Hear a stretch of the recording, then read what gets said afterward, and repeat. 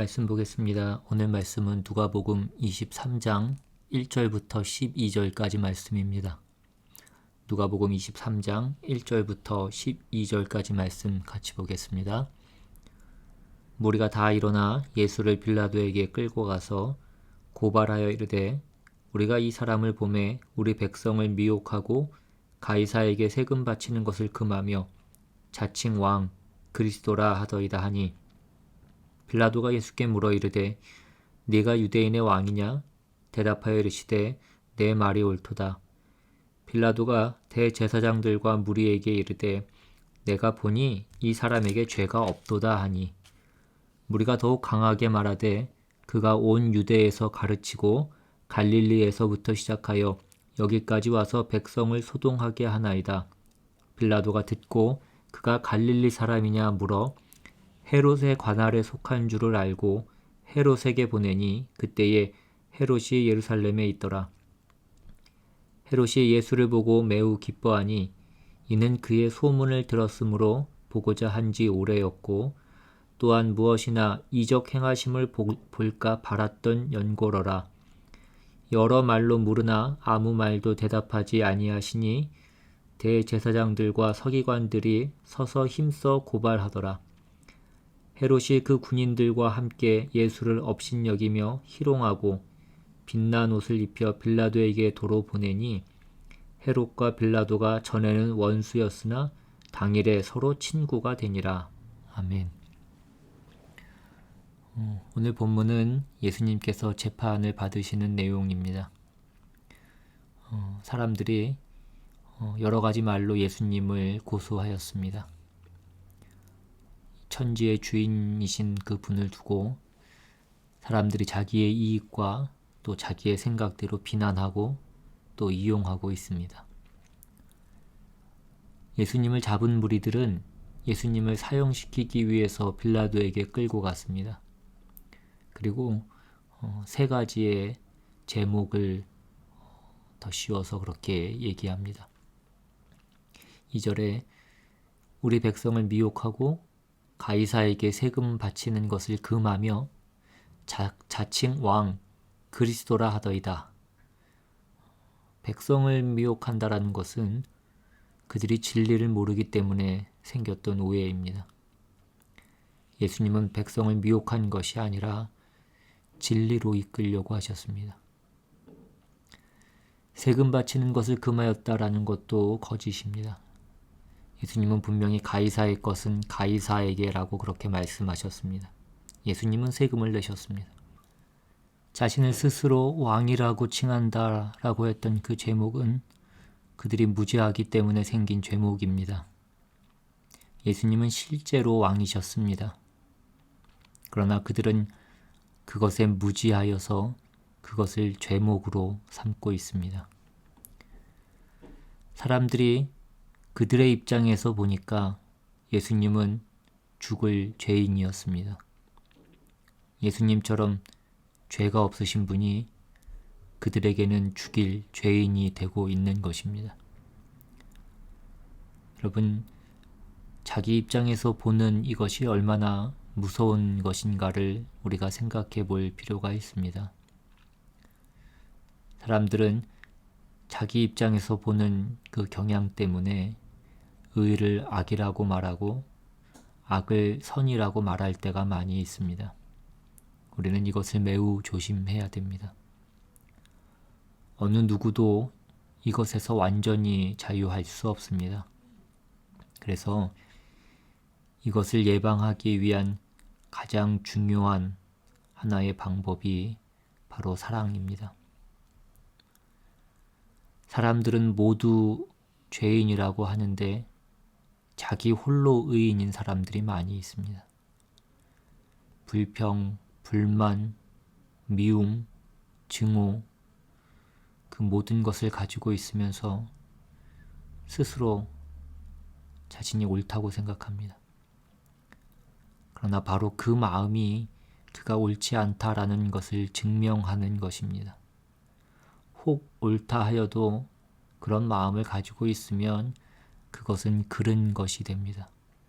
그러니 자기 과신에 빠지지 않기 위해서는 지금 내가 어떤 마음인지를 살피는 것이 중요합니다. 우리는 예수님을 고발하고 있는 본문의 그 사람들과 같은 그 부류에 포함되지 않을 것이라고 그렇게 과신할 수 없습니다. 너무 많은 사람이 자기 입장에서 교회를 무너뜨리고 하나님의 나라를 파괴하고 있습니다. 자기 입장에서는 그것이 옳다고 생각하기 때문입니다. 우리는 이러한 죄인이 되지 않도록 조심하고 또 조심해야 됩니다. 오늘 본문에서 고소하는 그 유대인뿐만 아니라 재판장이 된 그 헤롯과 빌라도의 이야기도 나옵니다. 그들은 예수님을 고소하지는 않았습니다. 그러나 그들 또한 그 고소한 사람들에게 동조함으로 인해서 그들도 죄인의 모습을 하고 있는 것을 보게 됩니다. 헤롯은 자기 앞에 있는 사람이 예수인 것을 알고 매우 기뻐합니다. 예수님이 메시아라서 기뻐한 것이 아니라 예수님에 대한 소문을 많이 들었기 때문에 보고 싶었던 것입니다. 그리고 예수님이 행한 많은 이적에 대해서 들었기 때문에 자기도 어떠한 그런 이적을 볼 수 있지 않을까 해서 기뻐했습니다. 그런데 예수님이 그 헤롯의 기대에 부응하지 않으시자 그는 예수님을 업신여기고 희롱하고 다시 빌라도에게 보내버립니다. 빌라도도 역시 자기의 입장에서 벗어나지 못하고 있는 것을 봅니다. 그는 고소하는 사람만큼 예수님에 대해서 적대적이지는 않았습니다. 그러나 그는 자신의 자리를 지키려는 자기의 입장이 있었습니다. 그는 진리에 관심이 있었던 것이 아니라 자기의 이권에 더 관심이 있었습니다. 그래서 그는 결국 그 자기의 입장에서 벗어나지 못합니다. 그로 인해서 천지의 주인이신 그 예수님을 죽이는 일에 함께 동참한 자가 되고 맙니다.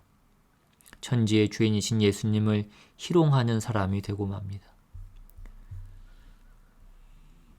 어쩌면 그는 제3자의 입장에 있었기 때문에 조금은 더 그 진리를 볼 수 있는 그런 입장에 있었음에도 불구하고 그도 역시 또 다른 그 자기의 입장에 갇혀서 그 죄인의 길을 가고 있는 것입니다. 우리는 자기 입장에서만 생각하는 사람들을 봅니다. 바로 그들이 오늘 예수님을 십자가에 못 박았습니다. 진리를 생각하지 않고 오직 자기 입장에서 자기의 관심과 자기의 이익만을 위해서 사는 사람들이 너무나 많이 있습니다. 그들은 후에 하나님 앞에서 그 심판을 받을 것입니다. 나의 입장이라는 것이 결국 지독한 편견을 낳습니다. 죄인인 자신을 의인으로 만들고 의인이셨던 예수님을 죄인으로 만든 것처럼 그렇게 진리를 뒤집습니다. 우리 모두는 이런 가능성을 가지고 있는 그런 존재라는 사실을 늘 기억해야 될 것입니다. 그래서 자신을 과신하지 말고 오직 그 사랑의 마음을 잃지 않았는지 자기 자신을 늘 돌아보아야 됩니다. 예수님은 죄가 없으셨지만 죄를 찾을 수도 없었지만 그 이스라엘 백성의 시기와 적이 가운데에서 십자가의 길을 가고 계십니다. 예수님 자신의 죄 때문이 아니라 인류의 죄 때문에 그 길을 가고 계시다라는 것을 오늘 본문이 우리에게 말씀해 주고 있습니다. 우리의 죄를 사하시기 위해서 지금 주님이 그 길을 가시고 있습니다. 우리의 죄를 대속하기 위해 십자가의 길을 가신 그 예수님을 우리가 다시 한번 깊이 묵상하시는 그런 복된 시간이 될 수 있기를 바랍니다. 이 시간 기도하며 나아갈 때에 우리의 죄를 위해서, 우리의 죄 때문에 그 고난의 길을 가시는 그 주님을 묵상하며 오늘 우리의 모습 가운데 나의 이익과 어떤 나의 입장 때문에 주님을 외면하고 있는 우리의 모습이 있지는 않은지, 우리의 이웃과 또 공동체와 하나님의 나라를 외면하고 있는 것이 있지는 않은지, 내 안에 그 사랑이 있는 것이 아니라 그 저기와 그 시기가 가득 차 있지는 않은지 다시 한번 돌아보며